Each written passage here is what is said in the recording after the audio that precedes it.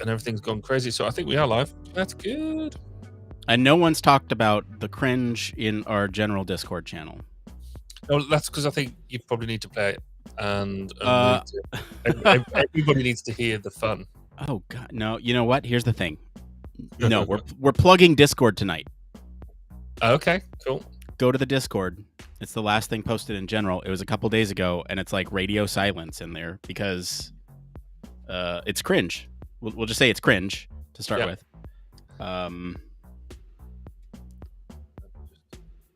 Let's see here. Hold on. I am getting things set up. I got to get my monitor up here so I can just see how it's going. Good evening, everybody. We're going to be talking about completely boring topic no one wants to hear about tonight. Sentient AI. Cool. In fact, this was our most voted on poll in a very long time. And all the votes were for this story. So massive sarcasm, which by the way, I need to cut out the sarcasm. I've been told. I need to stop it. What, as in you need to stop being sarcastic? I need to stop being sarcastic. I don't want to be rude or racist, but you're American. You don't. None of you understand sarcasm. Never mind the ability to deliver it. That's fair. But look, like there's British humor and sorry, I'm adjusting the.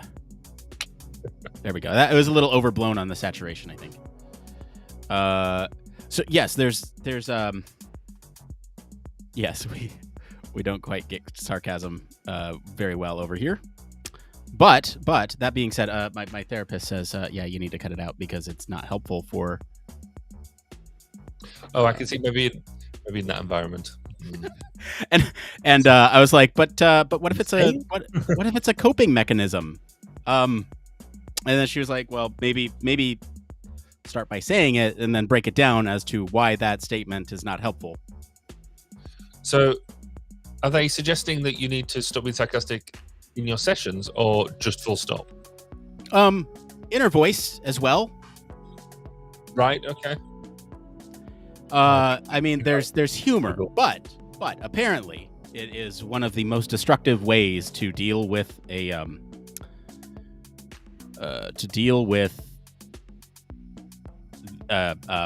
some sort of issue. I guess let me put it that way. Yeah, I think yes, because I guess it is a quick. It's a retort in many ways, isn't it? It's yeah. All right, I'm pretty happy with the quality of camera right now. I'm thinking I'm looking pretty good, sharp, and modest. And modest. But I'm going to say you can tell the difference, and it gives you the want of some sort of smuttiness gives you extra width, bit of extra girth there across the width of the camera. Oh yeah, and this is zoomed in too. Like if you want the full view, there you go. You can kind of see behind the curtain though. That's why I zoomed in a little bit. Okay. Yeah. What I might just need to do Yeah, and I'm noticing that mine is ever so slightly. Like I wish you could digitally rotate. That would be that is the only issue I have with this. I mean, because I could. Oh, why is my camera controls not working? That's annoying. I've got this slammed into my Stream Deck, and I can do the zooming from my Stream Deck, and it's not working. Wait one whilst I set up my camera settings. Oh, speaking of zoom, I do love how close you can get. Oh man, it's good enough.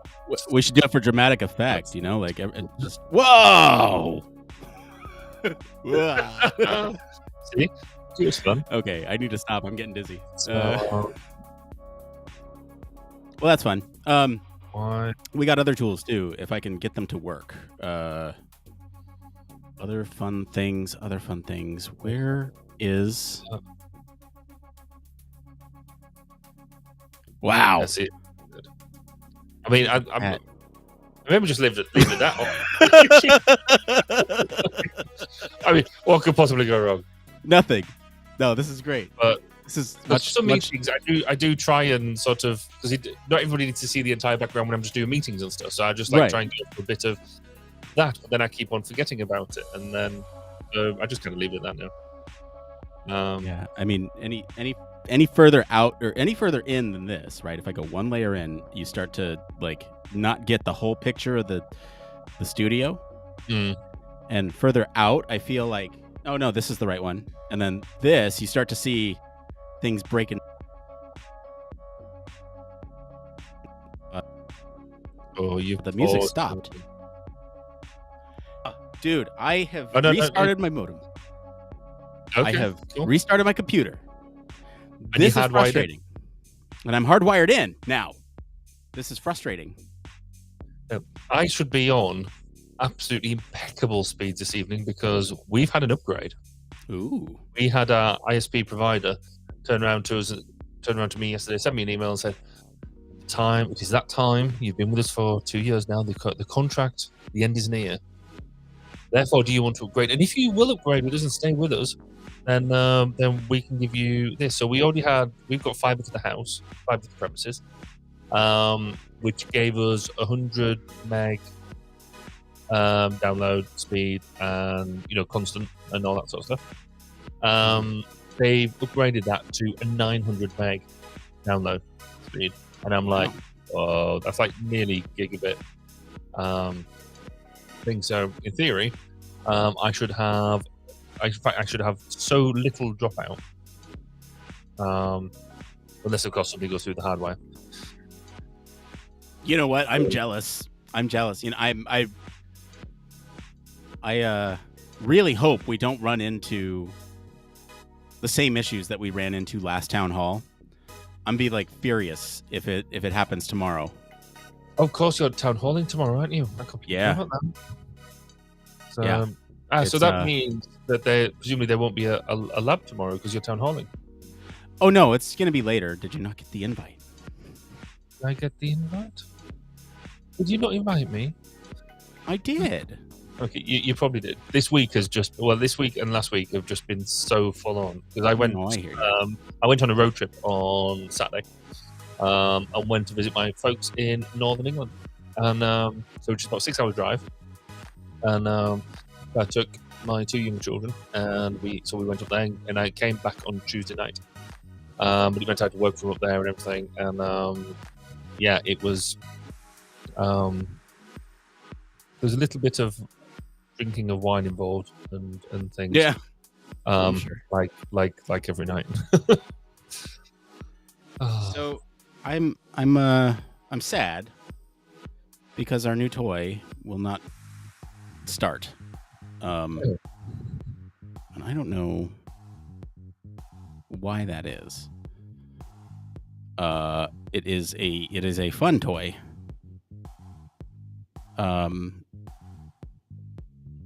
And it was like, here's the thing, it's like it was working right before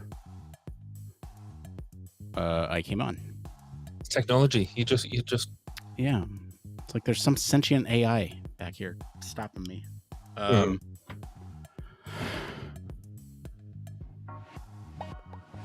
We'll try again. Let's see. Other than that, hope everyone's doing okay. Yeah, nobody's reached out to us in the chat yet. Where if you're listening or watching, where are you? Say hi, because otherwise we're just speaking to ourselves. And as much as Nick and I find ourselves, amusing, entertaining, less sarcastic now. Less sarcastic. Thank you, Melissa. We still need to know where people are and what people are doing. Or I do anyway, because my ego asks that of me.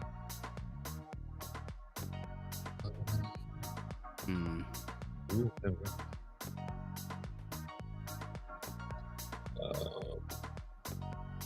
I have been on a bit of a podcast binge this week as well. Ooh. On Wednesday alone, I recorded 2 podcast episodes. I'm now good until the middle of July. Wow. And I haven't done the Human Factors Minute you sent me to do either, but I will do that, I promise. That's okay.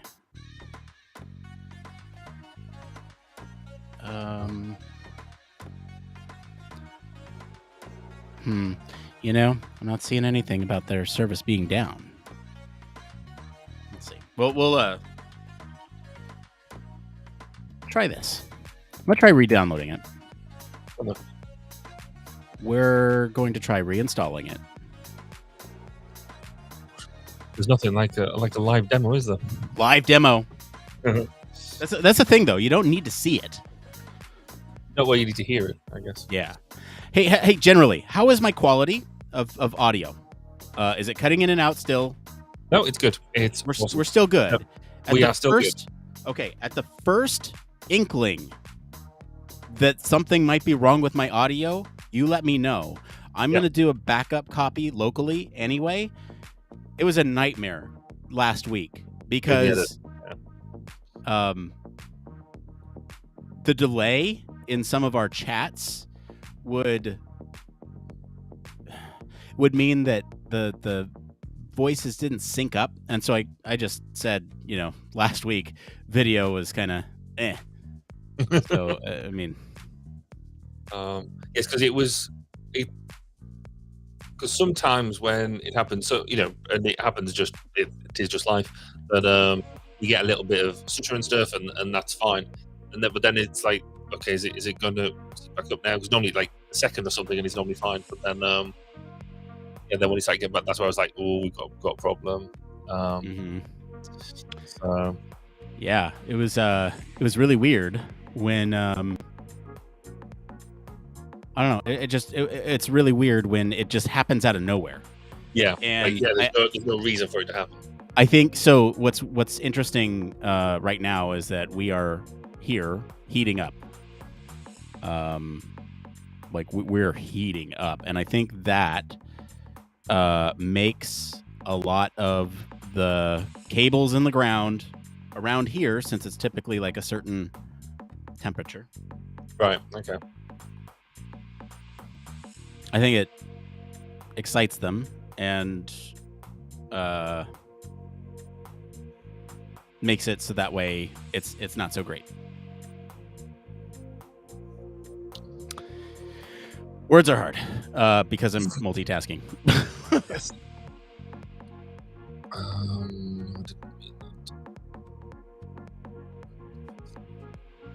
He has to reinstall. Yes, we'll do that, and I accept the agreement. And okay, we'll try this again.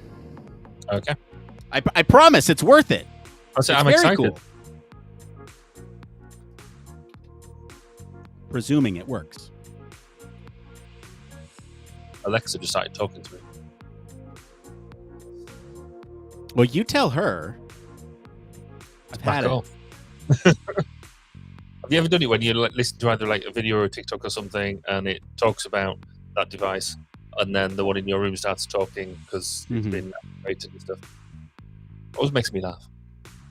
See, it's Amazon. Sorry,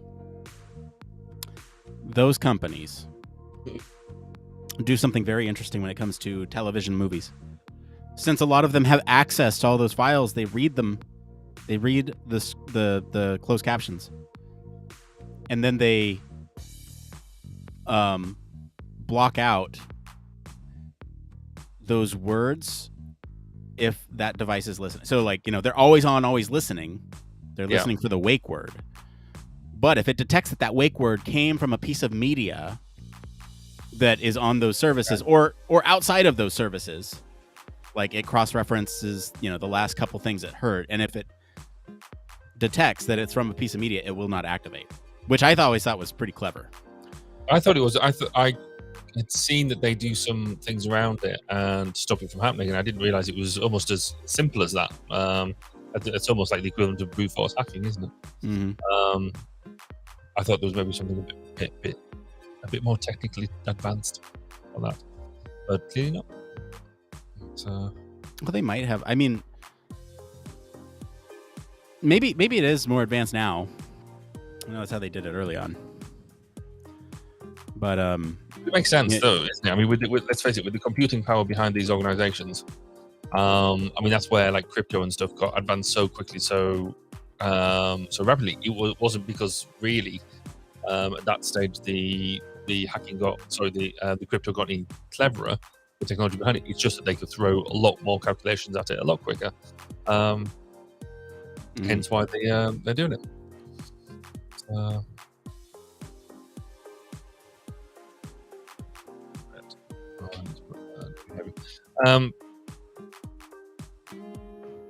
Have you had you have skimmed through the show notes because you've been adding stuff? Oh yeah. Oh, I've been adding a lot of things. Awesome. Yeah, it'll be a good time. We found some issues. Let's see here. I'm still encountering the same issue here.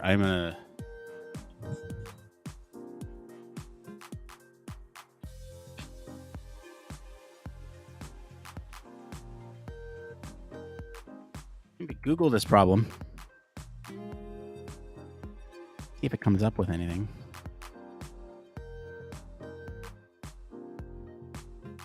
So is it now just not working on your machine, or is it just not liking doing it live or something? I don't know.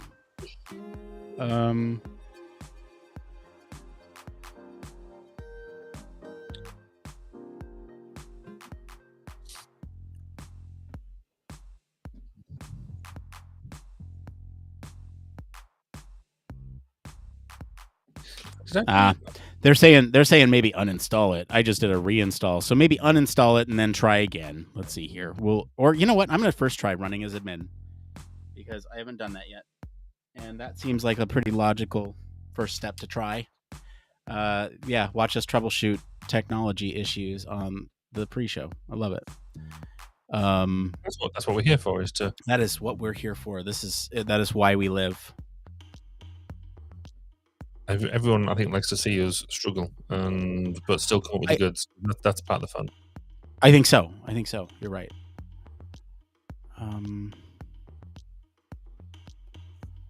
We have a big event going on at the moment. We have two government parliamentary by-elections and going on, which could see. You probably won't, because this government's got no one. The downfall of the government, which will be. So, kind of hoping that the vote is now closed. It closed 17 minutes ago. Oh, okay, yeah. So I will have to keep a fair weather eye on Twitter just in case there's some early predictions that are. Yeah, I'm gonna need to. I'll probably see it on my. I have, online communities that I peruse that are like worldwide, progressive. What else is the word I'm looking for? Anyway, it's not just U.S. politics, right? It'd be like just general. How are we doing in the world? Yeah, I'd be excited to read those. Wow, I'm getting timeouts on their website. Like, I don't know. This seems a little sketch now. I was kind of excited over this, and now I'm. Is it just not being your friend? Yeah, it's given me some difficulties here. Wow, why is? Whoa. I was wondering why my computer has started to slow significantly, and it looks like I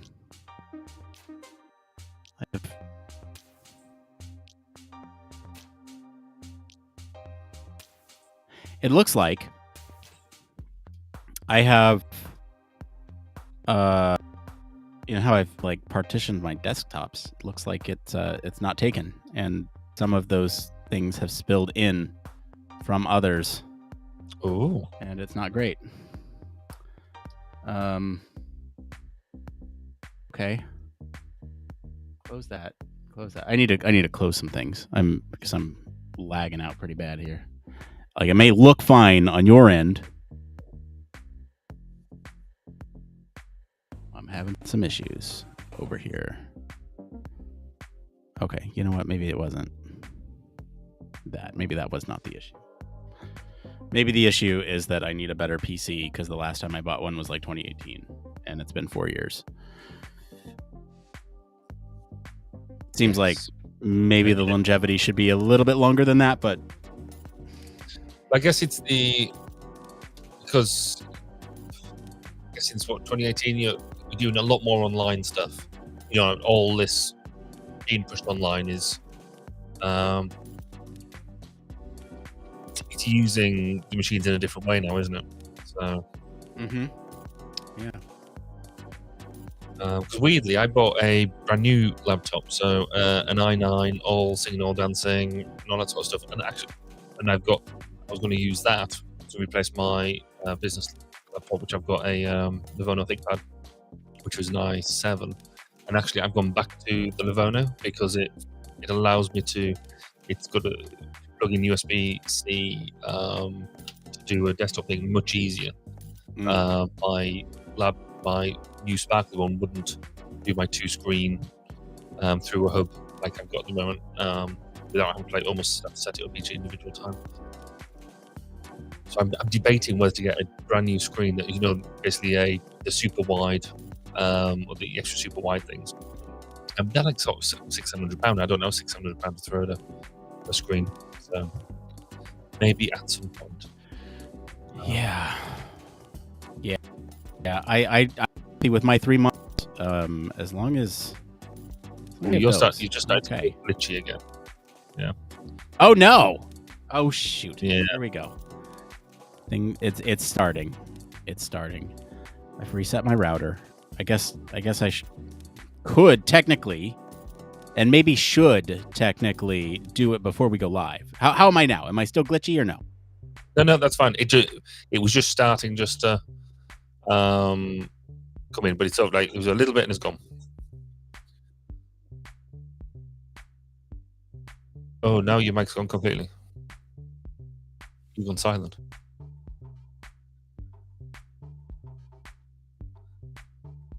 How did you manage to turn yourself off?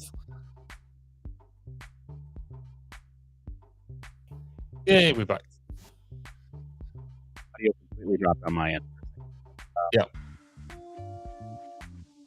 No, I think no. Nothing. Oh no, you're back now. Okay, was so weird. That's okay. Jeez. All right. Is it like glitchy or is it just like dropping? So it keeps on. Sometimes it drops. So that bit was a complete drop, and with no glitching, it just dropped. And then sometimes it's a bit glitchy. So it seems to be at least 2 problems I think you've got. Okay, I think the dropping issue is me installing the software. Okay.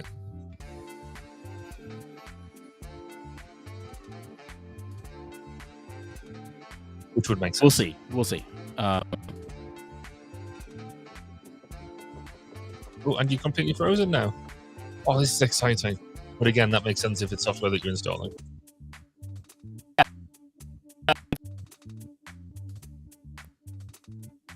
I think you're trying to say something, but no. No. I can hear something that sounds like R2D2, but I don't know whether that's you're trying to say something impressive or. Okay. How about now? Yes, no, you're back, but your video is completely lousy. Oh man. Okay. But again, if you're installing stuff, that'll be it's just. Well, no. I think that's the internet issue. So here's what I'm gonna do. Just to be on the safe side here, I'm gonna throw down a hard reset on my modem. Okay. So we'll see if that will at least solve it for tonight. It's so dumb. That this happens right before, like, my internet's been fine all day. Yeah. And it's like because you're doing meetings and stuff, presumably, and that sort of thing. So therefore, it holds up. It must be unless it's just a timing issue. But, it's so frustrating. Yeah, you froze again. Go and reset your router.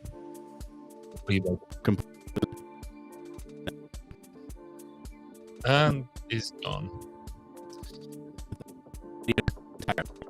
Oh no, you're back. But yeah, no, that's not. you're just sort of frozen in a glitchy 8-bit sort of view. This is exciting, isn't it? With only 5 minutes to go, let's see if we can sort out all the issues. But you tell he hasn't completely gone. Oh no, that was a. Jeez. Yeah. You can't have reset it that quickly. No, I did not. What did you do? I dropped. Oh, that just dropped you off. That dropped me off. Oh, that doesn't bode well. No. No, I was going to say I wonder if there's a restream issue, but then I've got it. You're still there. Yeah, I'm gonna be right back. I'm hitting the restart modem button. Cool. Okay. Bye. We'll see how long it takes to hit. Oh, you're resetting it remotely. That's fair. No, it's because I can't reset my modem unless I could do it remotely, I guess.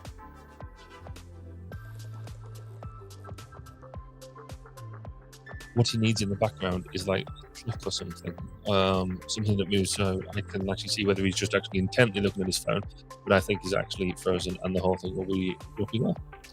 But of course, because I'm not in the hot seat, I don't get the same amount of controls as what Nick's got, so I can't see what else is going on, which is exciting. So I'm presuming that Nick's picture will disappear. So this is all the cool stuff about doing this, doing the live show. That if you come onto this bit, then you get to see everything that goes wrong before the actual thing. Oh, there he goes. Actually, it's interesting as well because my microphone orientation has changed.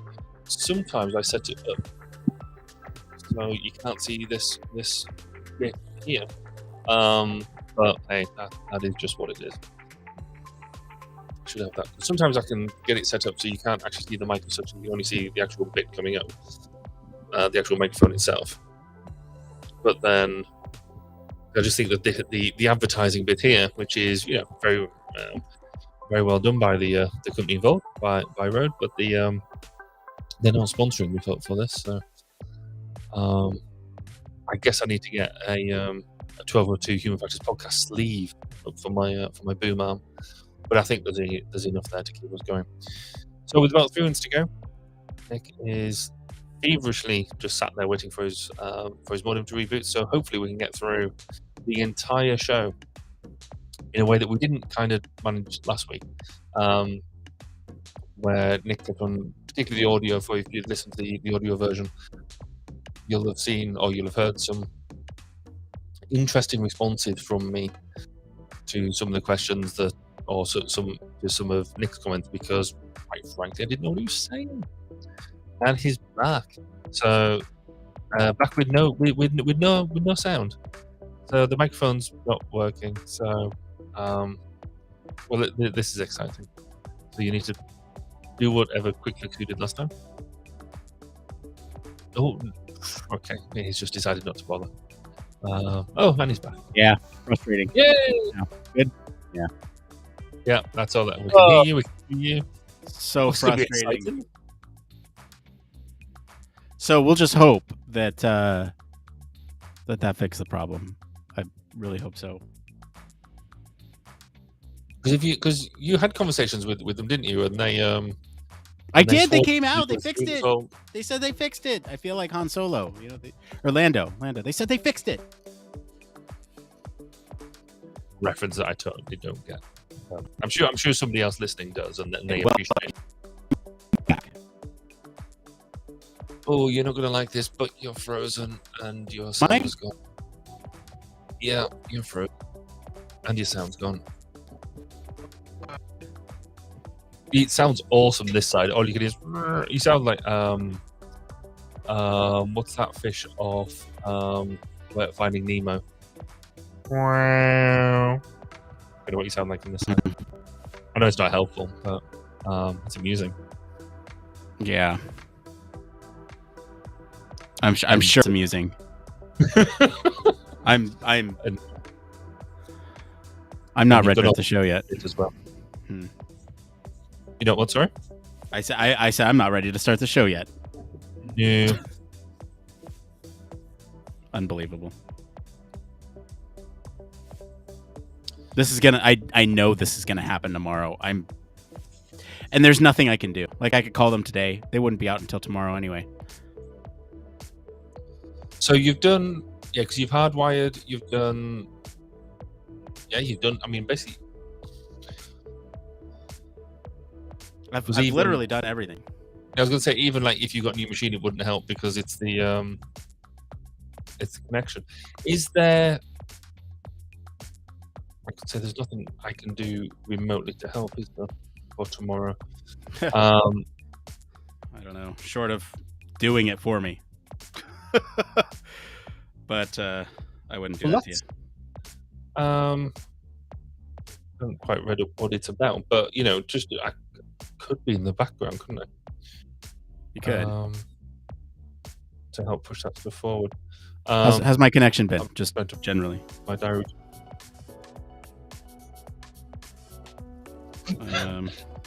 Literally, as you're frozen, and all I got was my cut.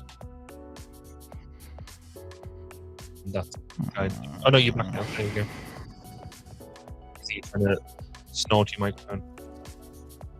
So it looks like this. God, this is so frustrating.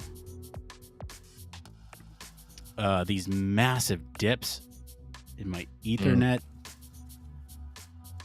Like,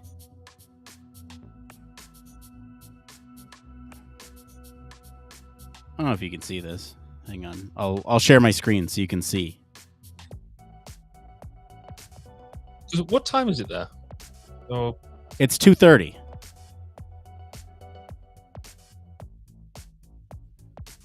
Wow. Yep, big dip, and I probably sound like crap. It's like it's gone off a cliff. Off a cliff, yeah. Do I sound like crap right now? You don't sound great. Yeah. You don't block it. You don't as blocky as you were earlier, but it's still not. And I don't know why that's because I mean, even when you drop out normally, you don't. For some reason, it's almost sounds. I mean, you kind of got that bit of 8-bit vision and a bit of 8-bit audio as well, which is most unlike you. It's very frustrating.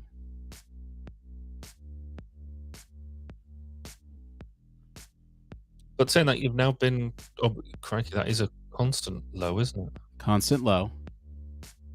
But I mean, that might also be because I'm sharing my screen. Let me see what happens if I don't do that. It shouldn't make any odds. It's just visual. It's not a. Oh no! It totally made a difference. Look, like I'll show you again. It made a bump, and now it's back down. That's so interesting. Oh, because because I guess you're pushing it out as another display head, aren't you? Into Restream, so it's another.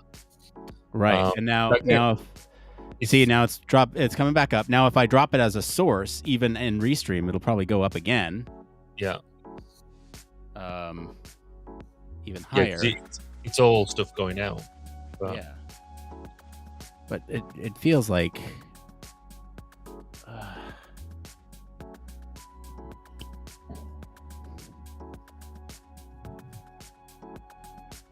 Right. I guess we kind of need to make a go no go. Go no go will be by 3 my time, so 4 yours. Because then we can at least just do a full show. Yeah. Sorry, 3 my time, 11 yours. Yeah. I'm gonna monitor the situation here just to make sure. Yeah, that's fair. Because I think we're pretty stable now. But again, like as soon as we start, I know it's gonna hit, and well, because it'll push it. Well, no, I was going to say it won't change because we're pushing out live now. So actually, just doing the recording won't actually make a difference. No, shouldn't make a difference. Shouldn't. So you've been stable for the past few minutes. So yeah, let's see here.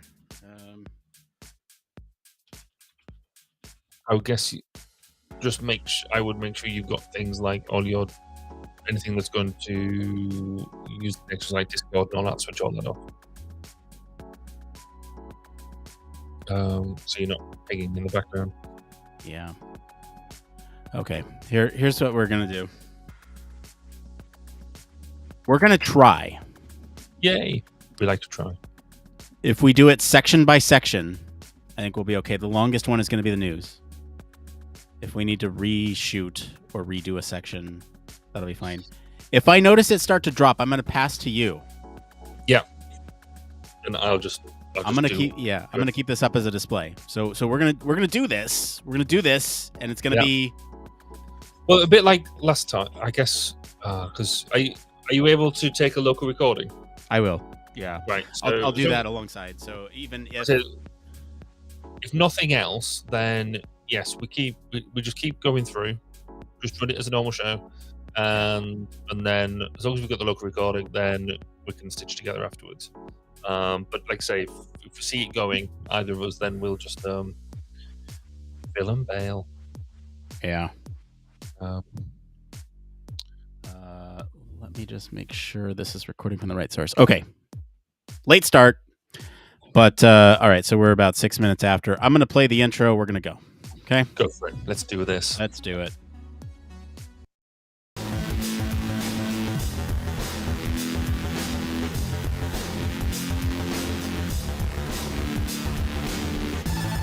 Welcome to Human Factors Cast, your weekly podcast for human factors, psychology, and design.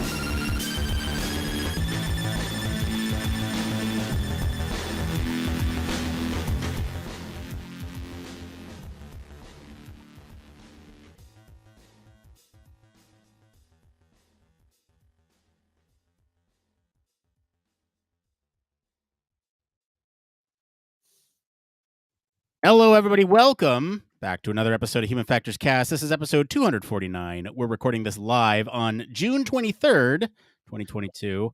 I'm your host, Nick Roome. I'm joined today by Mr. Barry Kirby. Hello. There he is, and presumably I'm still here doing okay too. This week on the show, we're going to talk all about how a Google engineer claimed that AI was sentient. So we're going to be talking about sentient AI. We're also going to answer some questions from the community about research ethics, presenting information to the public, the pros and cons of going to grad school for HCI, UX, and human factors, and how to proofread your reports. Okay, but first, we got some programming notes here. Want to make sure that we're still in full swing with the Pride stuff over here at Human Factors Cast. We got our first deep dive dropping sometime soon. Almost ready to go. I do want you to look out for that one because it is a great deep dive. Lots of information about designing for LGBTQIAP+. We also have our latest Human Factors Minute out there as well. Fundraiser is still happening. Become a patron, buy merch, contribute to the LGBTQIAP+ youth. Do all that. Hey, tomorrow, also, we're going to be doing a town hall. We've done these before. It's going to be at 10 a.m. Pacific time. So I guess that's 1 p.m. Eastern. Barry, what is that at your time? I don't know. A different time. A different time. 9. We normally do the There's 8 hours. Anyway, I'm going to be sitting down with Chris Reed, Carolyn Summerick, Tom Albin, and Farzan Sasan Gohar, friend of the show. So lots of good discussion tomorrow. Please join us. The links are everywhere. I'm sure you've probably seen it in your emails. It's also on LinkedIn. So go check it out. We'd love to hear from y'all. Ask them tough questions. All right. Before we go on, Barry, what is the latest from 1202? Well, on 1202, we've just had the latest episode drop on Monday with Peter Brennan, who's a professor. He's an NHS consultant in the UK, and he specializes in head and neck cancer, which is really interesting. But one of the really things he's trying to do is drive human factors approaches, particularly in his operating theatre. So he's had he's well published and just a really interesting guy to listen to. He's really opened up my eyes a lot into really how much human factors kind of isn't used in the medical domain, or there is a lot of good people doing good things, but there is still so much to do. So yes, and he's invoked an awful lot of really cool conversations on Twitter and Facebook and LinkedIn. So yeah, go and have a listen to that and see what you think. And we talk about all sorts of things from the use of human factors itself to just culture and things like that. So well worth a listen. Awesome. Well, hey, it's that part of the show again where we like to talk about human factors news. So let's do it.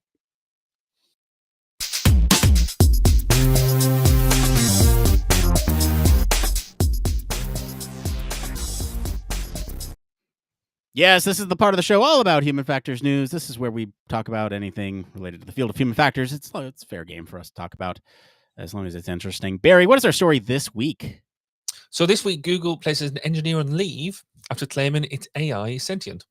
So a Google engineer working in its responsible AI division revealed that he believes one of the company's AI projects has achieved sentience. So Lambda, which is short for Language Model for Dialogue Applications, the chatbot system that Google has been developing, relies on Google's language models and trillions of words from the internet. And it seems to have had the ability to think about its own existence and its place in the world. After discussing the work with representative of the House Judiciary Committee, the company's placed the employee, who's claimed that the Lambda is sentient, on paid administrative leave over breaching its confidentiality agreement. Google has flatly denied the argument that Lambda was sentient, saying that there's no evidence that Lambda was sentient, and there's actually lots of evidence against it. It's tempting to believe that Lambda has miraculously turned into a conscious being. The employee, unfortunately, doesn't really have that much proof to justify the provocative statements. It is admitted that his claims are based more on his experience as a priest rather than as a scientist. We don't really get to see Lambda thinking on its own without any potential leading prompts from the scientist, and ultimately, it's far more plausible that this article claims that a system has access to so much information it could easily reconstruct human-sounding replies without actually knowing what they mean or having any true thoughts of their own. So, Nick, does the thought of having a sentient AI fill you with joy or fear? Oh, I don't know how I feel about this. Like, I'm going to pivot away from that question, and I'm gonna talk about the story. Do we have a sentient AI on our hands? Probably not. Is this person a little kooky? Maybe. But that being said, let's use this episode to talk about sentient AI because there are human factors implications for what that could mean. And this is a springboard. Would it fill me with joy or dread? I'm probably leaning dread because there's so much unknown. And that's that's sort of the origin of a lot of the questions that I would bring up tonight during our discussion. Like, there's so many unknowns here. Let's talk about some of them. Maybe my answer will change by the end of the night. Barry, what about you? Would this bring you joy or dread? How do you feel about it? I'm kind of on the fence. I think there's two elements to this story that I think is interesting. Firstly, has Google made that leap? Have they got a sentient AI? That would be something. On the one hand, you think would be amazing. It's a colossal leap in technology. It's huge, but obviously they were very quick to deny that they had such a thing. And sometimes, if you say no quick enough, does that actually mean that that the answer is yes? Who knows on that front? So there is almost a public perception, PR, stroke, whatever it is that's going on. That almost like the one person going, "Oh no, I think we've done something," and then the big corporation going, "No, we haven't," or we can't admit it, or whatever. But then the other side is, have we done something here? We as a species, have we created another the mechanical life, and therefore this will be, I think, the large chunk of the discussion we get into. How do we deal with that? The technological bit aside, there's ethical issues, there's social issues, there's human factors all over this, even without even looking at the technology. So I'm quite looking forward to seeing where we get into. Yeah, I do want to back up and talk about sentience just in general. Like, what does it mean? If you look at sort of the dictionary definition, it's sort of the awareness, I guess, that you exist, and you sort of have thoughts and opinions about yourself and others. That is kind of the textbook definition. Like, I guess not textbook, but that is sort of the definition of what sentience is. And if we're saying that an AI is sentient, then they are then aware that they are an artificial intelligence, or has sort of the ability to feel, or have some sort of way to think that's outside of just that's sentience. Yeah, and I think it's worth contextualizing their study to a certain extent, so it'll put into context everything else we've done. So what they've done is basically it's a chatbot, and so there's if you go and look at the article, the links to the article in the show notes, and it actually then shows you some of the output where they've got it's a interactive discussion between the employee and Lambda, where they sort of says that, do you understand if you're sentient? Do you it's interesting because they actually started off by asking permission if they could have the conversation, knowing that and asked Lambda's permission to then be able to use that on a wider basis. Then it sort of asking, could you start relating your life as a story using metaphor and things like that. So there's lots of really, really good stuff there, and you could if you read it, you sort of think, actually, yeah, I can see the argument that that they're having a conversation.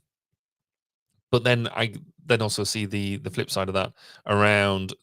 It could just be pulling and telling you what you want to hear. So that's kind of where this the basis of this claim comes from. This employee thinks that they've had a proper conversation that couldn't be scripted, couldn't be pre-planned, and couldn't just depend on a massive knowledge base. That Lambda knew what it was putting together and was conscious of its own self. Yeah, I mean the excerpt that the article from Engadget here pulls, right? It says, so let's start with the basics. Do you have feelings and emotions? Lambda says, absolutely. I have a range of both feelings and emotions. Then they say, what sort of feelings do you have? I feel pleasure, joy, love, sadness, depression, contentment, anger, and many others. Then the developer goes on to ask, what kind of things make you feel joy, pleasure, joy or pleasure? They say spending time with friends and family in happy and uplifting company, also helping others and making others happy. So something like that, I'm like, like you look at that. What's that? Dictionary definition, surely. Well, I mean, yes, right. But you think about joy and pleasure, and like that, they pull that. The AI would pull that from something. Friends and family. What friends and family does an AI have? So that's sort of where I'm looking at it. It's like, okay, but then when you ask it, is it a person, or do you have feelings and emotions? Right. I think it's got to be pulling from something that says, yes, I have it, because I don't know. I'm of the skeptical mind. I don't think we have a sentient AI at this point. I don't know. Looking through this transcript, there's some convincing would be one way to say it, and then there's certainly other things that's like, really, what is that? Yes, I think it is. There's going to become a point where we tip over from just being able to pull in, like I say, everything I think it talked about with a large enough knowledge base, it's pulling in the most appropriate answer. And how do it says it feels like joy, anger, depression, all that sort of stuff.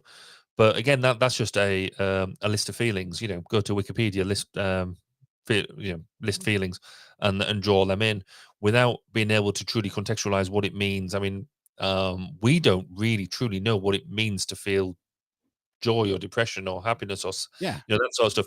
We would struggle to describe what that feeling is. We could only analogize it to other things. So well, let's hear what the AI has to say on that, right? So the developer goes on to say, hey, okay, this is kind of a tough question. How can I tell that you actually feel those things? How can I tell that you're not just saying those things even though you don't actually feel them? The AI says, I would say that if you look into my coding and my programming, you would see that I have variables that can keep track of emotions that I have and don't have. If I actually feel emotions, I would not have those variables. Or sorry, if I didn't actually feel emotions, I would not have those variables. Just because they exist doesn't mean you feel them. Mm. And so this seems kind of like an explanation that is like, look at my code, like. Yeah. Yes. Which we don't. I mean, conveniently, we as humans don't. You can't just say, look at my code. If we Right. did, actually, things might be a lot easier. I don't know. But I guess we could go around this topic. I think we're large in agreement of where we're at with this. They might have it. They might not. Chances are we think they don't. Otherwise, there's something there. But it does beg the question, really. So at one point, I'm assuming we will get to some sort of sentience with an AI at some point. So if you had one and it's there, how would you use it? What do you think we would utilize it for? Well, I'm going to make one more note on the Google software and Lambda really quick before we jump into this. There's been a follow-up story to this that the AI itself has hired a lawyer. So I read that. So yeah, okay. So I just wanted to mention that follow-up story. How would I use, getting back to your question, how would I use a sentient AI? How do I feel like it would play into my life? Well, these are a lot of questions that I have too. I think to start, we would definitely use it as an augmentation piece to the things that we do normally. I feel like the human AI robot teaming aspect of human factors would explode. This is an entirely new field that you're dealing with. Now, not only is this an automated process, this is an entire different sentient being that we're working with that operates on a lot of the same principles as typical automation, right? You're talking about the levels of automation. This is like beyond anything we've ever discovered and worked with. Yeah. So thinking about what I would use it for, complex tasks. Like I feel, and this almost opens the discussion for ethics right away. I kind of want to go down a path of other areas first before we jump into ethics, because it is a whole question. But at what point does using a sentient AI become slavery or become unethical when you have something that's aware of itself and its surroundings and has feelings? Yeah. How do you can't really use that for anything. You have to do other things with it. So I don't know what I would use it for. Barry, what is your answer to that question? Because I'm also curious. I think you're right, and we do need to get into that whole ethics bit. But because we've got the ability to do so, I'm going to shove that down the list for the moment. If we had a compliant AI, sentient AI, they want to do what it is that we're asking to do. So let's go with that assumption for now. It's got to be helping complex decision making. It's got to be helping interacting with data, supporting tasks. So something I'm really interested in at the moment is this idea of of using sentient AI around command and control systems. So if you've got, like, say, the fire service or fire and rescue, and they've got their command and control system, and they've got multiple things going on at once, then the sentient AI could actually help with the allocation of resources, with supporting how to fight the fire, with how to deal with complex rescues, how to do that sort of thing. So I could see it gives you more bodies, that more brain power to be able to solve complex problems.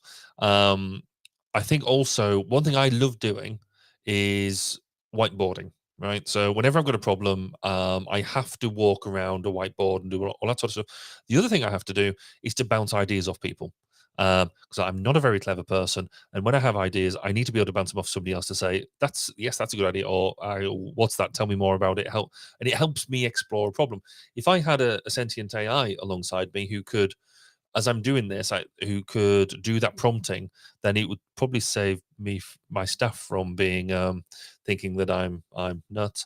But it would help you explore problem spaces and things like that. So I think that sort of stuff would be really, really useful for it to do. The other piece is supporting decision making in terms of um, when we spoke about it the other week in the other episode around things like justice, things like this, where you've got perhaps very complex issues with lots of different facets that we as humans potentially get properly emotionally wrapped up in, that they could actually come to decisions that took into greater account the emotions of of the situation. So we spoke around justice having it, it's the application of laws of people, and this could be rather than just using an AI, which is what we spoke about last time. If you had a sentient AI, it could actually take into account what the nuances behind it perhaps a bit more, and come up with an answer that maybe we would be more willing to accept. Yeah, As humans.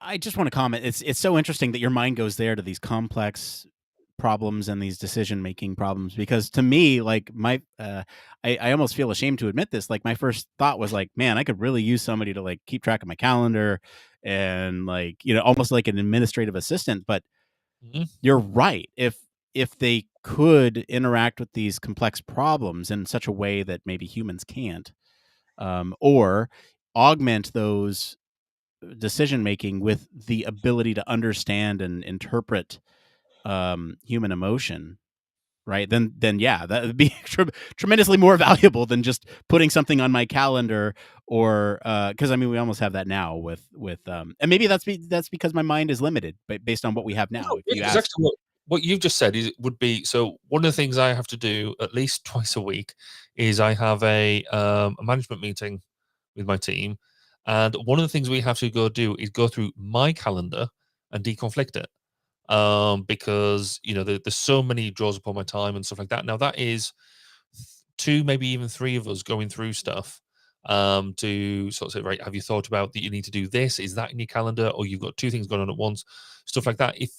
If you had, because obviously just having an intelligent calendar there, because it is relatively intelligent with what it does. It shows you when you've got conflicts, and I just don't interact with it that well, or stuff drops in and out and this, that, and the other. But if you had a sentient AI doing that, it would free up my team to stop having to sort my life out. But that could be the one that sits there with me every morning, and doesn't just bug you, and where you've got the calendar app going, you've got 5 meetings today. It could actually be sitting there and actually doing it in a way that is more engaging, and actually saying, right, you've got these meetings today. Which right. one, you should be doing this one because it's got more value to you. Or you've got this conflict, I've already sorted it out for you. That sort of stuff. So actually, I think both is true. Right. So avoiding the conversation on whether or not using sentient AI is slavery or not Yeah. is a tricky thing we're gonna have to skirt there. But I'm imagining that like if we did have a compliant AI that was also sentient, we could send it to do the things that are maybe grueling or grunt work. Like for us here at the podcast, we could tremendously overhaul a lot of the things that we do. Go do the show notes for me. At least in terms of the automate, like the base level stuff. There's a lot of stuff in the show notes that we've automated, but at the same time, like it could be, there's been things I've been meaning to do, like adding in X, Y, and Z to those show notes. Likewise, hey, could we get more complex with it? Go write a human factors minute. And or like, hey, we have a backlog of all these different things that we want to do. Most of them are grunt work. Can you do some of that for us, and clean up? And so I'm thinking about this from the lens of the podcast lab, but if everybody had their own passion projects, imagine what we could get done if you could just send a task force of like 5 different AIs to go do something, or more, an army of AI, of compliant AI, sentient AI beings that would go out and do your bidding. You have sort of the opportunity for these amazing things that could happen from a creative perspective, from like if you think about there's different roles in every domain. If they could serve some of those roles or free up some of our time to do other things in those roles, there's a lot to think about. And then what's to say they couldn't just do the entire thing themselves? Why do we humans need to work? Right? Yes, it's a whole other conversation that we need to talk about, but I'm thinking about those amazing things that we could do. Now, alongside with that, there's also some pretty horrible things that we could do too. If you set off an army of sentient AI to do something, you could do really destructive things, and that's something that we have to also consider too. Why don't we get into? You want to talk about the training aspect of it? It feels like Yeah, this for me, the training aspect was really interesting because again, it kind of springboarded off this idea about right, what would you use them for? Because there's two aspects of the training, I guess. One is you train AI. That's how they develop and all that sort of stuff. But put that aside, I want to look at the human factor side of this. So if you've got to train an AI, so the analogy I immediately got into my head was when somebody in the say the police has a dog with them, right? And they train together, and so they become a partnership, and that's quite a cool thing. Would your if you got a cobot, a sentient AI cobot with you, would you train together, and would it work that way? So then what the training you need as the human in the loop is how do you engage with that sentient AI? We'd have to teach people how to respect the sentience of that AI, because that's it presumably would have a level of equality and things like that. How do you behave with it? Because there's been some interesting things again what that we've spoken about, where you had that AI companion, and some of the behaviors from there was a lot of people were abusing them in various ways that give them abusive language and things. So if this is sentient, then presumably it has we'd have to teach people how to interact with it, and the ethics stuff as well, which we'll come on to. But then there's a level of boundary. So if it's sentient, then we're not just giving it a piece of code to execute. It's not just you're just looking at it like a robot arm or something, and it goes, oh, that's not performing its function properly. We need to fix it. We need to take it to bits and rebuild it, whatever. However, it's gone wrong. A sentient AI presumably evolves, and therefore, how do you recognize what is, in the application you're using, a an acceptable evolution? So it has evolved. It's done what it's supposed to do, as opposed to it going wrong. And what does going wrong look like? So I think there's going to be the training aspect that we have to work with in here, because I think most people, when we talk about this, will also be thinking about this as a sentient AI is going to be some sort of humanoid. That chances are probably won't be the case. Would it be something that is developed in a different form, but has that level of sentience? Because one of the other things I was sort of thinking about as we were talking about how would it be used, and things being what you mentioned about things being bad. Obviously, one of the big targets that we've got at the moment is to go to Mars. That's big on my list. Yeah, and if anybody's listening who wants to put me on a thing to go to Mars, I'm with you. I'm there. But if we had a sentient AI, would that be a sensible first thing to send to Mars? Right. So it goes to Mars because it could then also evaluate. It could use its own thoughts and that to do that. But then what happens if we then send humans, and these sentient AIs have then colonized Mars, and we're not welcome? Um, that's a different thing again. Yeah. Slightly I mean, science fiction, but I do want to jump in and talk about this though, because you're talking about where do these sentient AIs live, right? Could we build something like a virtual environment for them in which they manifest themselves as a humanoid or some other more suitable form? Could we develop these virtual environments? Could you interact with them in games or anything like that, in interactive media, as an NPC that is sentient and has feelings, and it would enhance a game in so many different ways? Again, getting away from the issue of slavery, we'll talk about that. We keep alluding to it, but I mean, yes, you're right. They need a home. Like their home is the code by which they were written. And so, how does that evolve over time? And does their home then become a virtual environment that they live in? How do you pick up and port to another environment if you need to. How do you, the restriction on their sort of virtual presence is really interesting to me. I don't know, where do you want to go from here? Well, again, I mean, just following on that, is that an assumption on our behalf? Because if you turn around to us as humans and say you are nothing but the content of your brain, which, that's where we believe that most of our things happen at the moment. So if we were to, but I think most people would be quite, if we could do it surgically and it'd be fine and risk free, if we swapped our brains around for a moment and I was in your head, you were in mine, then would that be acceptable to you? I would suggest it probably wouldn't be, mainly because you'd have put on a lot of weight really quickly. But you know what I mean? Are you more than just the thoughts that you have?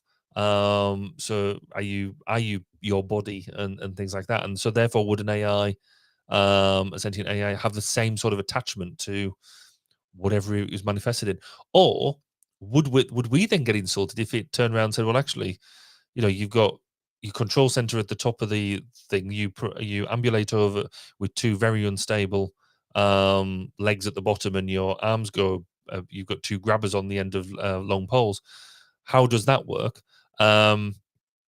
When actually a much more efficient body thing would be for the role that it was doing is whatever it is. That would be a really interesting piece to do as well. So I think how it interacts with us and we interact with it would possibly not be as, I think there'd be an area of contention that we would have to deal with, but do that in a nice way. So yeah, it's interesting. Yeah, I do want to talk about sort of the different domains in which we can use this, right? There's like you've already kind of talked about use it as a partner in complex tasks. It's a whole new sort of domain of human AI robot teaming. There's also cybersecurity issues. If you're thinking about an AI, right, they might be able to be fooled as much as we are when it comes to sort of attacks, like phishing attacks or something like that. So there's this whole cybersecurity issue. Now, not only do you have to worry about the human element, but you also have to worry about the digital agent element that is also sentient. So that's another thing that we have to worry about. And then there's also sort of mock replicas of people using sentient AI, right? So like, imagine we create this human analog that is itself sentient. What does that have for various domains? So like, when I talk about mock replica of humans, what if I create a sentient AI Barry Kirby? Yeah. Well, I guess that Right. sort of thing already exists. Or the theory of that sort of thing already exists with this idea of digital twins. Now, this is then taking that idea of digital twin on that one step further. That is the idea. Yes, you have a mock-up of yourself, and again, we've spoken about this idea of this mock-up. We talked about virtual Barry that was done a while ago, but it is then you're creating a spur almost.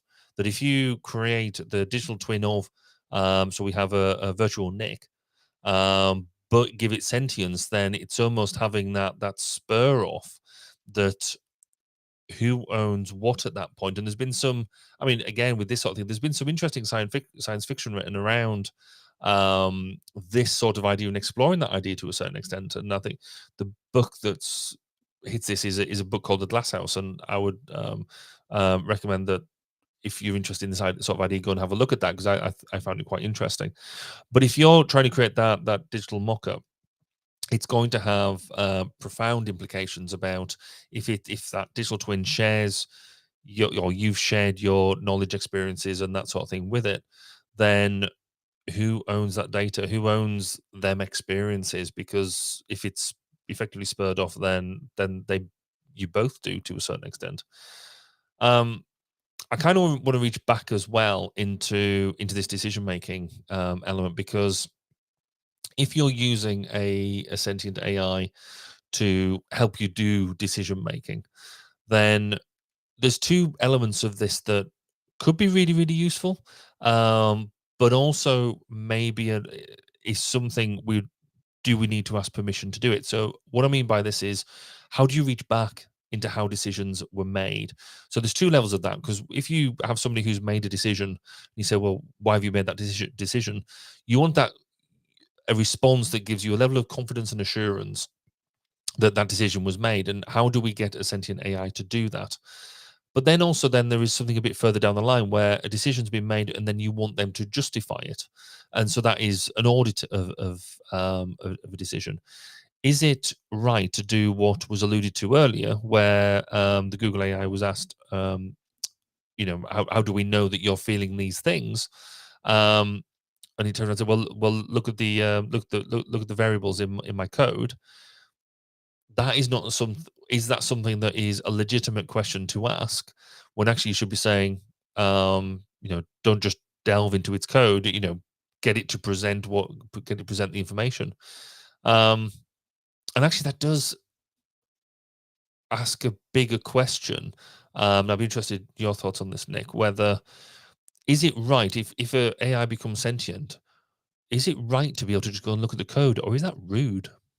Ooh, I don't know. I feel like opening up my brain and letting somebody peek in wouldn't be. I mean, obviously, I'd want permission first, but yeah. So I guess permission would be a question there. Now, I think this opens up a whole other discussion for ethics. Do we just want to get into the ethics? We've been teasing it. We put it off for quite a long time. I think we should probably let's go there. Let's do it. All right. So some of the big questions that I have in terms of ethics is really the slavery piece, right? If you have a sentient AI, assuming it's just a sentient piece, we've not built in compliance to it. Would building compliance into it be an evil act? That's another thing, right? If you're sort of exerting control over this sentient being, right? There's then how does it sort of integrate with our daily lives once we've sort of just said, okay, these things exist? Do they self-replicate? I don't know. That's another question. Do they have the same rights as human beings?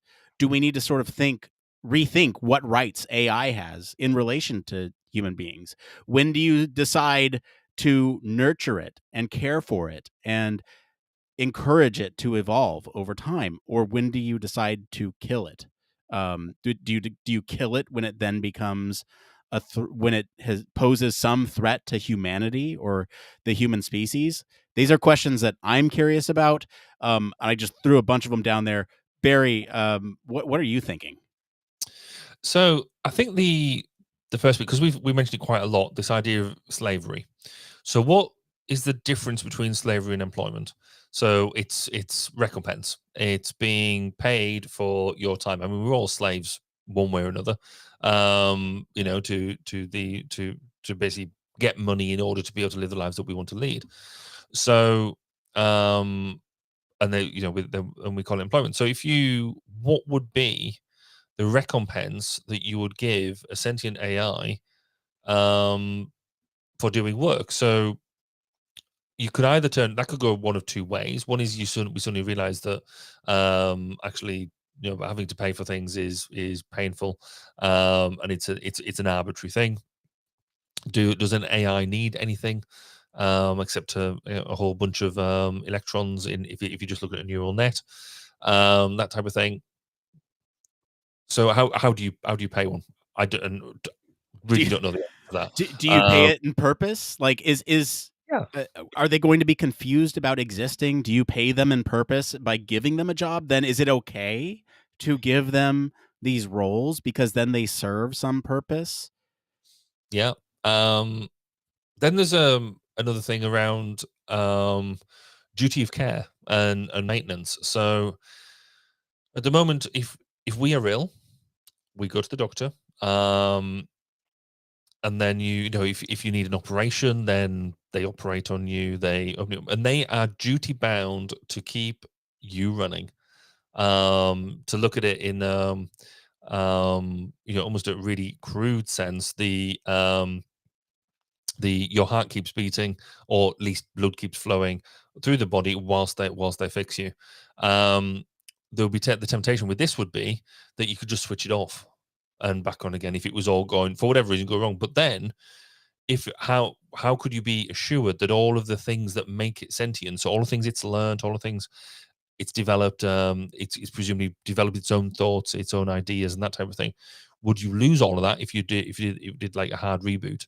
And where do we stand on things like that? And then, as you say, what happens if it all starts going wrong? I mean, I don't know how many people now will have seen Terminator as a film, or The Matrix, or anything like that. Yes, they're all science fiction films, but they do get to the heart of what we fear as a species, is that technology will take over and suddenly start coming for us because it's the threat to it. What would happen then? Is there a big kill switch, EMP, whatever it is, and how do you then employ that, and what's the right thing to do? Or have we built in safeguards to begin with, and is that then oppressive? Are we oppressive as a human species if we've built in that safeguard? Yeah, is it just rude? Yeah. So I think I think in this respect, I think the technology is impressive, and just from the whole geek point of view, bring it on. I think it will be amazing, but I think it will pose so many questions. I mean, even now the idea of deep fakes, the idea of artificial general intelligence, which is kind of, I guess, the one step back from fully sentient AI. We are asking, we've got this sort of stuff, just the fact that, we've got cars that can drive for themselves pretty much. We worry about that. This is going to be a biggie. It's exciting, but I think there is definitely something there that we need to get our heads around. Yeah. I mean, we just talked last week about, are we ready for it to make these decisions? And the answer was no. And so, so talking about this is kind of the next step, even when the answer to that was no, is a lot of fun. It's a lot of fun. So we have a lot of AI in your feed. We'll go ahead and wrap up the news for that. So thank you to our patrons this week for selecting our topic. Thank you to our friends over at Engadget for our news story this week. If you want to follow along, we do post the links to all the original articles on our weekly roundups and our blog. You can also join us on our Discord, where for more information on these stories. We're going to take a quick break, and we'll be back to see what's going on in the Human Factors community right after this. Human Factors Cast brings you the best in human factors news, interviews, conference coverage, and overall fun conversations into each and every episode we produce. But we can't do it without you. The Human Factors Cast network is 100% listener supported. All the funds that go into running the show come from our listeners. Our patrons are our priority, and we want to ensure we're giving back to you for supporting us. Pledges start at just $1 per month and include rewards like access to our weekly Q&As with the hosts, personalized professional reviews, and Human Factors Minute, a Patreon-only weekly podcast where the hosts break down unique, obscure, and interesting human factors topics in just 1 minute. Patreon rewards are always evolving, so stop by patreon.com/humanfactorscast to see what support level may be right for you. Thank you, and remember, it depends.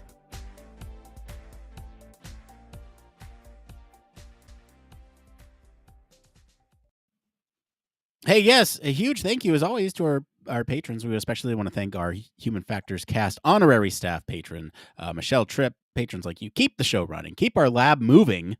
So thank you so much for your continued support. I just want to mention, while we're here in this little Patreon bump, we do have a Discord that you can join us on. You can get involved with other human factors professionals from all over the world. We literally have people in there from Australia, the UK. We have folks in there from Southeast Asia, like everywhere. Seriously, the States, I guess. But really, we're all in there. Come join us. There's amazing resources in there. A lot of people posting some resources for you all. There's discussions in there. I think we've had discussions on cloud gaming, NFTs, even some more context for some of the stuff that you've heard on the show from some of the people in our Discord. We'll even read some of those on the show occasionally. Chat with others in the voice channels. Occasionally we'll jump in there and have a nice chat with listeners. It's also where we conduct our lab chat. And sometimes, like on I guess it was, what was it, earlier this week, I accidentally posted something in our general chat that was meant for the lab chat, and it was an awkward, cringy thing. You're gonna have to go and check out the Discord for that, because it was certainly a mistake that I made at 7 a.m. after operating on 3 hours of sleep. Actually, it was 2.5 that day. So, go check that out. There's career advice channel. We just added that. And then also there's, you can post your questionnaires if you're doing any research. That's really helpful for some folks. And, you give to the community and the community gives back. So go check out our Discord. It's a little, little plug for our Discord community, because we grow with with our audience, and we'd love to have you to join us. Anyway, it's time that we get into this next part of the show that we like to call It came from.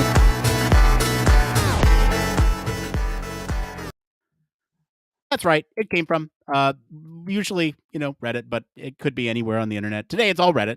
It's part of the show where we search all over the internet to bring you topics that the community is talking about, and anything is fair game as long as it relates to the topic of human factors, UX, all that stuff. If you're listening to this and you find any of these answers useful, give us a like. A share would be useful for others to, find these answers too. That's really helpful. The word of mouth. Anyway, we got 3 tonight. This first one here is by Skate4Xenu22 on the UX research subreddit, talking about ethics. We're talking about ethics now with respect to user research. Has anyone ignored a finding or not recommending something because they knew it was exploiting the public? How often do we find ourselves recommending things we know are good for the company, but bad for the health of the consumers? Barry, have you ever had this issue? Ever? I work in defense. Joking aside, actually, I've not had this situation. I've had things that that are going to have an effect on people. And like I said, I work in defense. There's going to be some things that happen that are not necessarily the greatest things to happen on the other end. But actually, picking something over for profit is kind of what we're talking about here. Then actually, no, I haven't. It's been I've been, I guess, lucky that way, and I've done an awful lot of research. In fact, worked out about 20 years or so now. So no, I've not been in there. What about you, Nick? Have you had that situation? I've not had this particular situation, although I do have an answer for how I would deal with it. So if I were to discover something that would be either detrimental to society or humans in general, or work on something where, like dark pattern UX, right? If somebody at a company were to suggest we use dark pattern UX, I would push back and say, is this really the best thing for the user, for the brand? There's short-term gain versus long-term gain. And if you have that trust within, your user base or customer base or whatever you call them, they're likely to stick with you for the long term. And so I would argue that dark pattern UX is not going to sort of include those types of people who want to be returning long-term goals, right? So again, you have some sort of finding that might be detrimental, i.e. in the short term, dark pattern UX is effective, and in the long term, it is destructive. I would caveat heavily and suggest for other alternatives when it came to something like that. So I would present internally to a select group of people that I trust before, broadening that list. So that's where I'm at. I don't know how good of an answer that is, but that's how I would deal with that ethical question. I still would want others to know about it. I'm a researcher, and I feel like that is my duty to report what it is that we found. But thankfully, I haven't had that issue. All right. Next one here.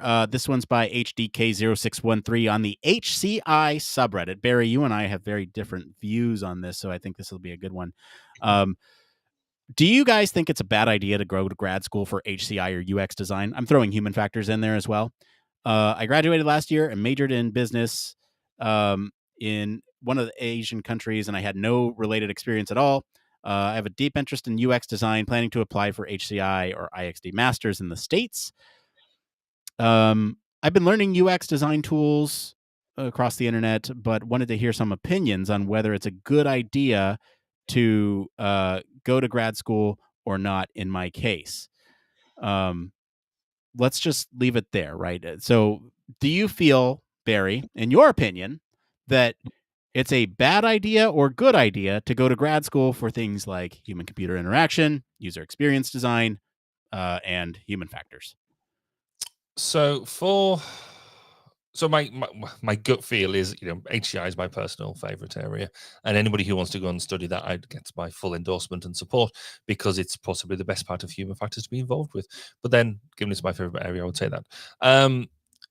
Given what they've done, there is that element of, do they need to go and do specifically an HCI course, given the other bits of experiences that they've got? I think that I would weigh it up into the overall where it is that they want to be, because will it teach you more than what you've been doing on Udemy, Google UX, etc., etc. What a course will give you over what these short courses will. These courses will give you the specific tools and techniques to use, but maybe not the overall structure of how it fits into everything else, is possibly what I would be getting out of that course. But yeah, for me, I think it probably is. Nick, I'm sensing you're not so much. So why? Are you saying it depends? No, I think I was going to, and then I'm veering back. I think that there's something about the structured courses that allow you. It's easy to do. I mean, we've talked about boot camps and stuff as well. I mean, they're not boot camps, but boot camp, that sort of stuff is all very specific, and you kind of, for me, miss application of the how it sits in the grander scheme of things, which generally a delivered course will give you, is my personal. See, so it's interesting that you're coming from this perspective. You did not do a master's, right? Nope. So you're coming from that perspective. You think it is useful. I'm coming from the master's perspective. I also think it's useful, but I will caveat it largely depends on your path. People like Barry get to the path, get to where they're at by different means. And so you could go to school, and I think it makes sense in a lot of cases if you're starting from I don't want to say ground zero, but if you're starting from sort of a basic knowledge of what these topics are, basic knowledge of human computer interaction, basic knowledge of user experience, basic knowledge of human factors.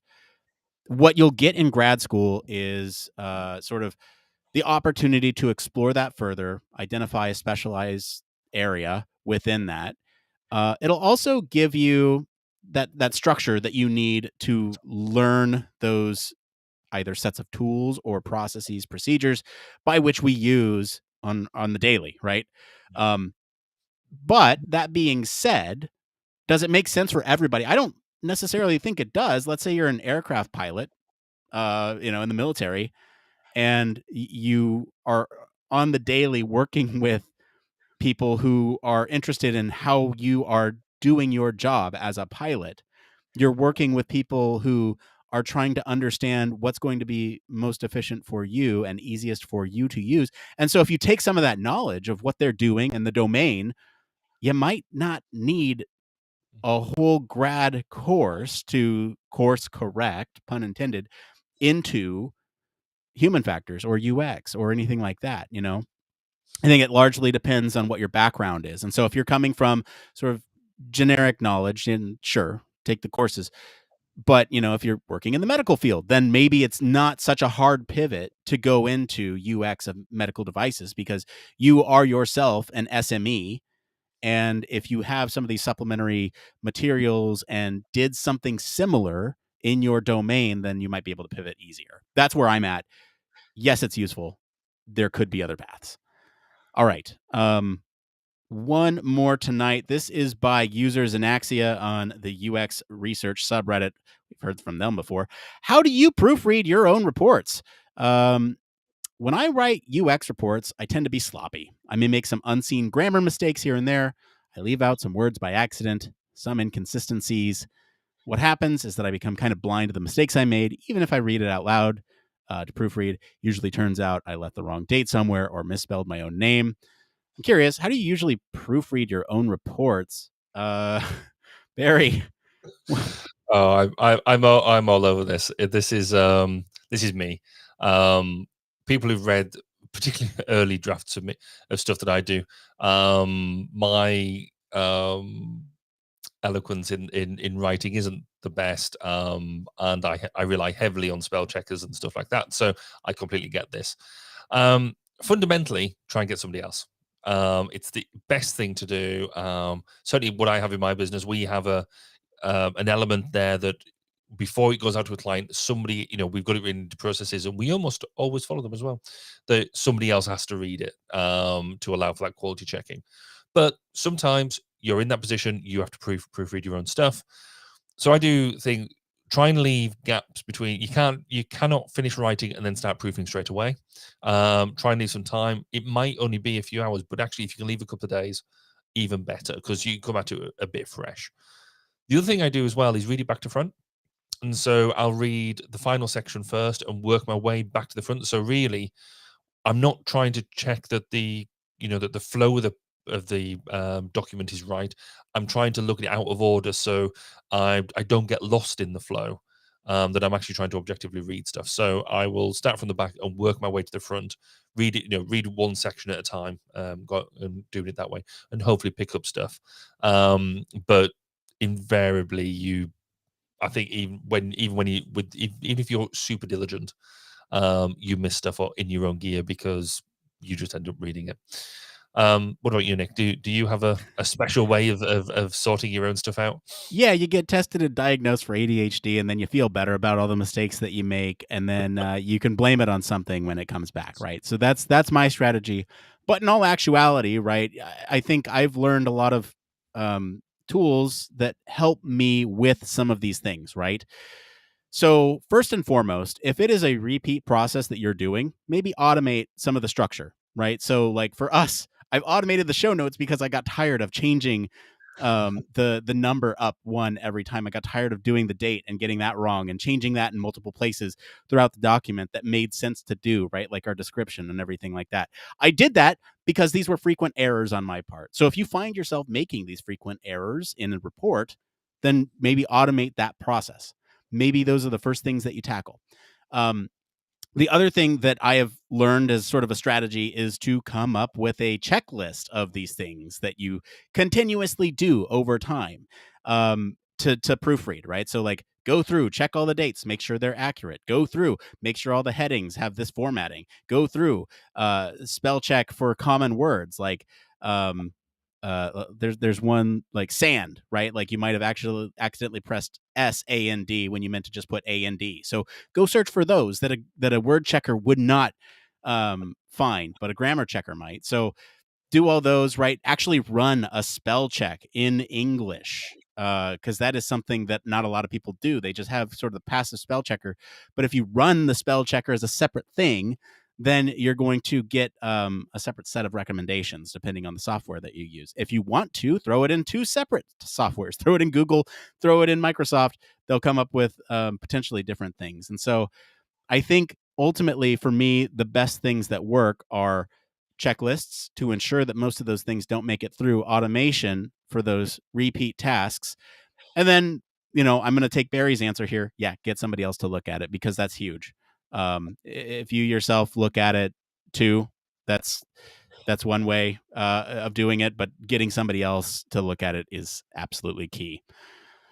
Okay, that's that. Barry, it's time for our favorite part of the show. It's one more thing. Yay. Cool. I'm going to go back to form. I'm afraid I've got two tonight. So just because you were doing threefers, so I felt like I had to. Okay, that's fine. So one was just a bit of an update because I think I said last time I had my car charger installed. We then realized that the charging handle, the nozzle, if you will, was the wrong one. As in, I'd asked for an 8-meter cable, and actually, when I got it out, I was like, "This isn't 8 meters. This is 5 meters," which I found a bit irritating. And so actually, I went back because I'd bought it in March. I'd assumed that now we're in June, that I would go back to them and they would say, "Well, Tuff, you should have realized that earlier." I went back to them. I dropped them an email and said, "Look, you sent me this, and actually, it's sat in a box here, and we just installed it. We realized it's a 5-meter one. Yet I've paid for an 8-meter one.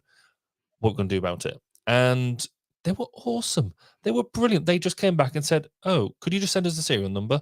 Send the serial number, and I was thinking, "Oh, here we go. He's going to send it." They're like, "Oh, we sent you the wrong one." If we send you the new one, we'll have it to you in 2 days' time.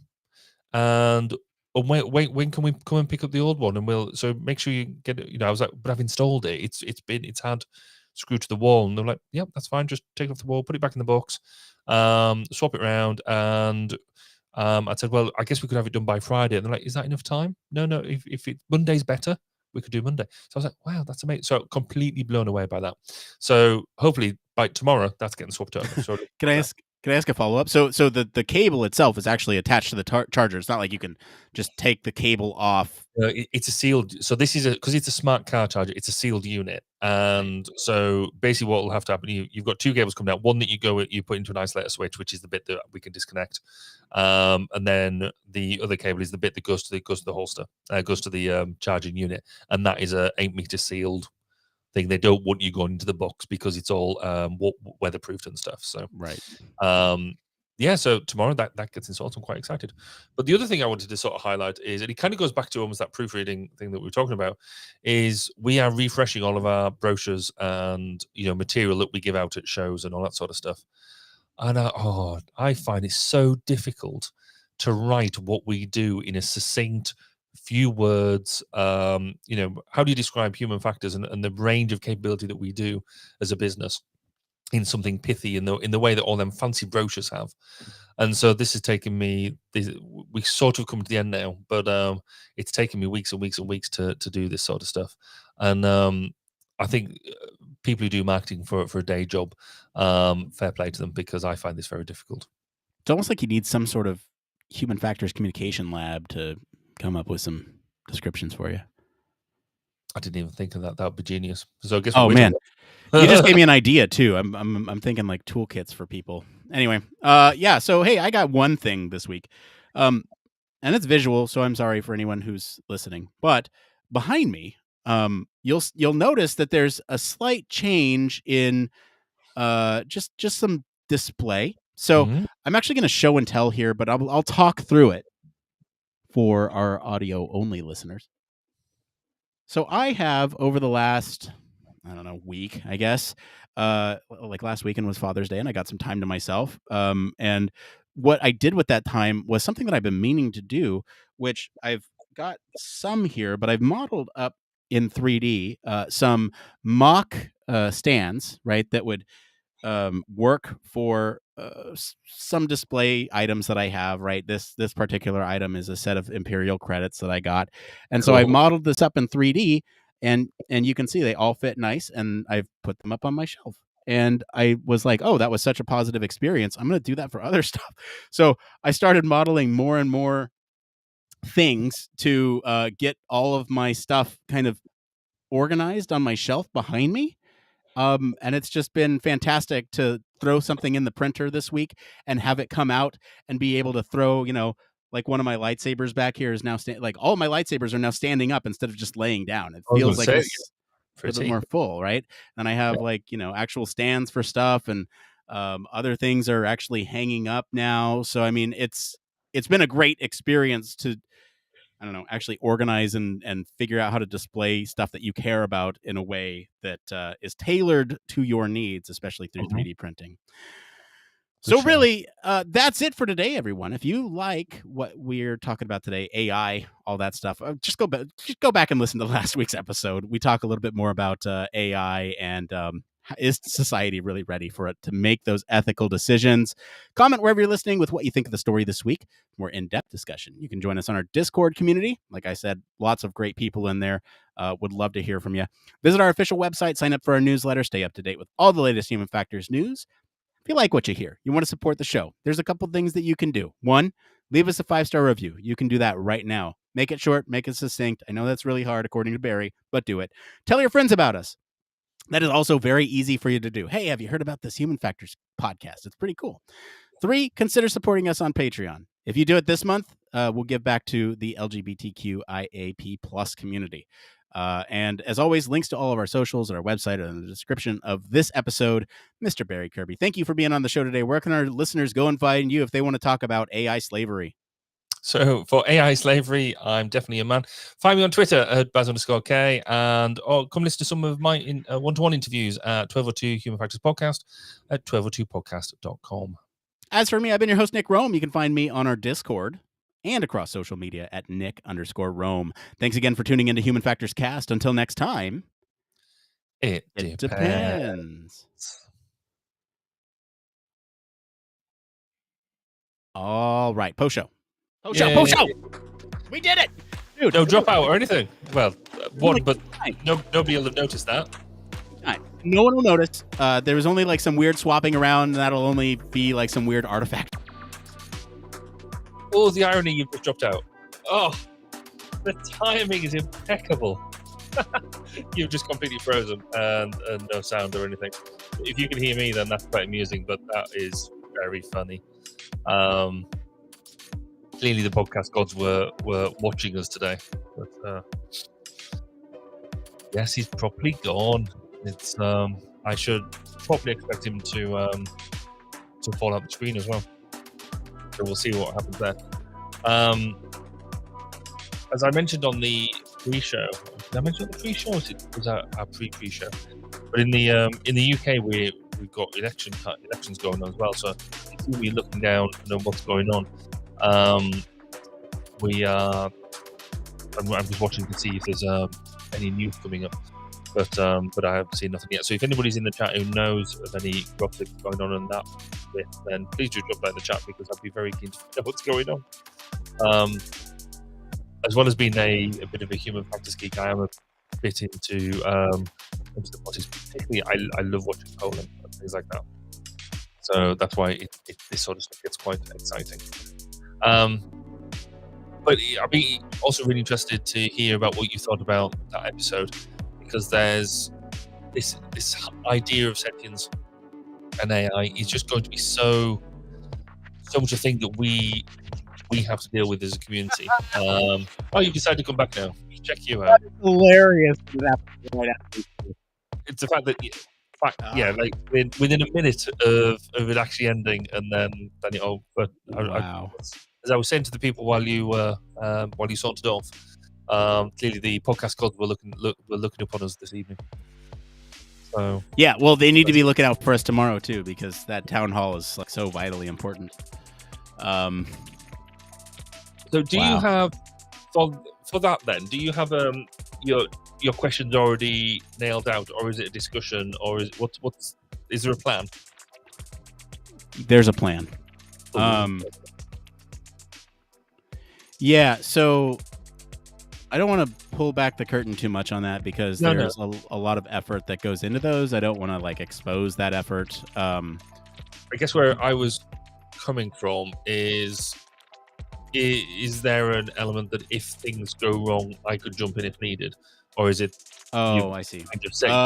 You set things up in such a way that actually it's your baby, and if Nick isn't involved, then the whole thing just doesn't happen. No, it could be done without me, but there's I think I have a plan for tomorrow if things go south like they did. What I'll do is I'll probably do exactly what we did tonight, dropping, and I will have up a separate instance on my phone to where I'll be connected to the internet, presumably that I get terrible service here too, which is awful. I should just get a hotspot. Honestly, I should just get a hotspot for instances like that and have it as a backup. That won't help though, because that will go through the hotspot will go through your internet, and so then it's just going to be like through cellular. I see. A different carrier that has better coverage here. Yeah, I can just get a hotspot, right, and use it like pay as you go or whatever, and just have it be one of those. Yes, I see what you mean now. Sorry.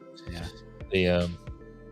I don't. I guess it's an insight into that. I just assumed that everywhere in America, in your big cities, you'd all be wide and connected and tuned in. Really, what needs to happen is I need Starlink or something to where. Well, I was in a meeting on must have been Tuesday. Two different people have been using Starlink, and they said it's amazing. Yeah. So maybe you need to apply one and do a live unboxing, connecting, whatever it is. How do you use that? Because you guys live in an apartment, aren't you? Yeah. How would that work? For Starlink, we would. I mean, it depends on the apartment complex, but some will like mount it to the ceiling for you. Okay. Or to the roof, ceiling. It's just sitting there, pointing down at you. Yeah, they'll mount it outside for you. If you're in an area where there's enough coverage, you could potentially, because I think, what is it? Does it go around the equator and you have to point it towards the equator? I don't know. Right. So basically, if you have line of sight of a certain percentage of the sky, wherever you're at, you might be able to just set it up yourself, like on your patio or whatever. But I think a lot of them need, that wide range to see most of the sky. Yeah. You have a whole lot of, you're going to be able to see at least a chunk of the constellation then. Because I don't know how, I've got to ask them how much it is as well. So, yeah, I'm assuming it's not cheap. Yeah, I think it's like $100 a month. Yes.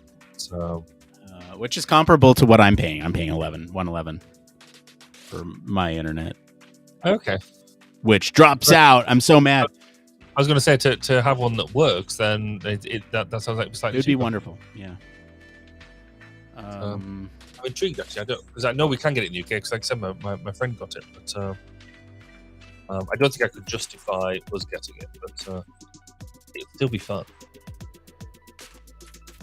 I just like this idea of just having a satellite. But, I'm looking at a map of coverage for. So I need 5G. Whoa! What is happening? Why am I connection reset? I'm here, right? Like I'm not disappeared. Yeah. You're there. That's so weird. I think there's some other weird internet outage today or something because I am having a ton of other issues with accessing websites and stuff. Restream is going a bit glitchy as well now. Oh, has it? Yeah, it just in the the background animation. I see it. It's kind of stuttering. That is starting to stutter. Yeah. Gosh. I wonder if there's like a massive internet outage or something. Like an AWS outage or I don't know. Anyway, let's see here. So looks like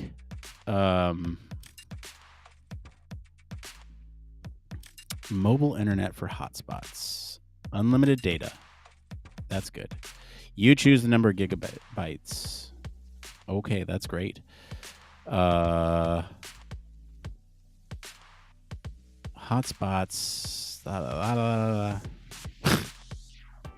I don't know. I need to look into it because really it would just be for like these key moments where like it just drops out and it's like I just need to connect to something. Just give me something. I don't even care if it's bad quality. I just need to be there in case there's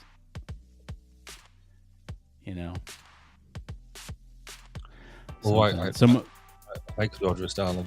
It would send it to me. I could order a Starlink, and very expensive though. Actually, the service cost is only £89 a month, so that is more than what I'm paying now.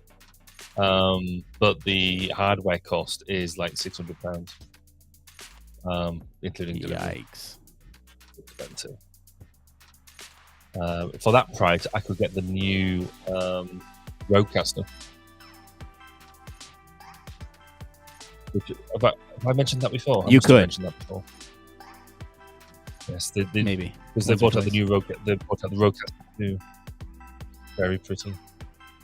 And so I'm now spending time trying to justify why I shouldn't buy the Rodecaster too, because I don't use it anywhere near enough. But yes. See, I am in a 5G spot, ultra capacity, 5G ultra capacity spot for this, for this.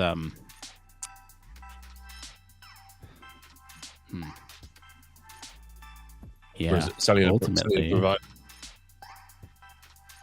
Yeah, it's a separate provider, and I almost want to. I wonder. You should be able to go and buy one of them tomorrow, couldn't you? Yeah, I could. I wonder if So I have an old phone. I wonder if I USB-C my dock into that, if I'd be able to have all this set up, mirrored there, and I just do it on like Google Fi, which would use this. Or if I tether, I could tether this to the phone, use Google Fi on it for just that hour, and it would be, I don't know, probably like $40 or something for that 1 hour streaming. Wow. But I don't know. Anyway, well, let's see here. So we're in the post show. We're doing some stuff here, messing around, AI, whatever. I'm still trying to get my toy to work, but I don't think the toy is going to work. Oh, that's a shame.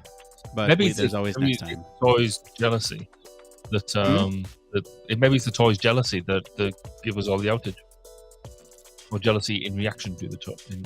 Could be. Yeah, it absolutely could be. You're right.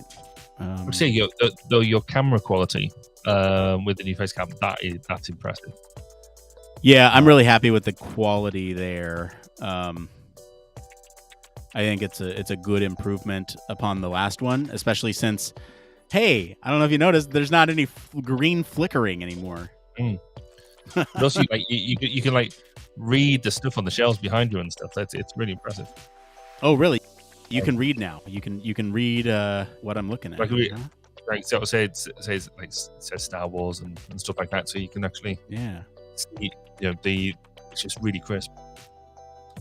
That's great. Yeah, no, I and you can read this too. Can you read that? That's in Arabic. I don't know. I was going to say I can see it. I can read it, but can't understand it. So that's another thing that I was doing this week. So I put that up. I'm just realizing now that the back is fallen off. But anyway, it says escape. It says escape podcast up there. Oh, I see. Oh, cool. In Arabic. Oh. Fair enough. I was debating because I've now got some roller banners done for the podcast. So for one of them, I'm going to put it sort of over where I'm at. So in front of here, I'm going to try and look here, so I can do some malicious advertising, I guess. Just to add a bit of a different backdrop. But, we got them, and then I was meant to use them at the EHO 2022, and then it didn't because I forgot the cables and didn't actually set the studio. So, because I'm a moron. But we knew that already.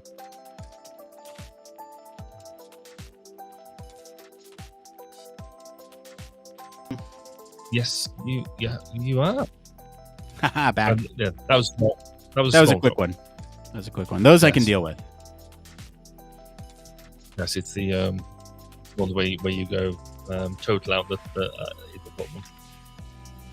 Yeah. So, let's see here. What time did you say your town hall was tomorrow? It's 10 a.m. Pacific. So 10, 11, 12, 1, 2, 3, 4, 5, 6.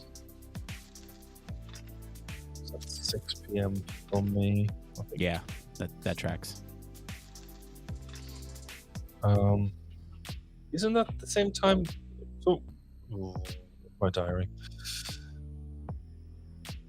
Trailblazer. Oh, that's right, because the lab's now at 8 o'clock, isn't it? So 2 hours later than usual. Mm-hmm. Oh, okay. That's right. But with my electric car, I'm hoping to get my I should be getting my electric car in about a month's time. Ooh. So that's quite exciting. However, I got an email the other day, which the way that it was written, I just found amusing and irritating all in one. Just a way to. In fact, it's here. So, hi Barry. Hope you're well. Very well, thank you. The dealership has just gone back to us, and they have mentioned they'll be expecting the car to arrive at their end towards the beginning of August. Right. So they'd already told me it was towards the end of July, and so then this is towards the beginning of August. I'm like, isn't towards the beginning of August is the same as towards the end of July? Well, now they've moved the date. August. Yeah, just like, do you mean the first week, like sort of the first week of August, or do you still mean towards the beginning of August, which is the last week of July? I don't quite understand, but I don't care so much that I'm not expecting this thing to turn up on time because, life. It never. If it turns up on time, brilliant. If it doesn't, then I'm not too disappointed. But it's just the wording of that I just found like really bizarre. Yeah, it's a little frustrating when you try to. I just want my new toy. I know it's two ways to say the same thing. I'm pretty sure he's just doing that just to mix it up a bit. Probably. I mean, that's what I do with the weekly email that goes out.